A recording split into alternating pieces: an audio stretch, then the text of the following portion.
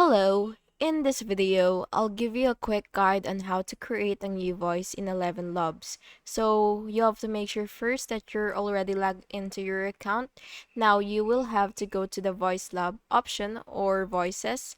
Then you will have to click this button right here which says create or clone a voice.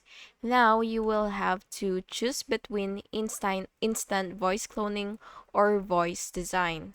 Then after you've chosen any of those two, then you will have to upload a sample for cloning, and for voice design you will have to use sliders to adjust gender, age, and then tone.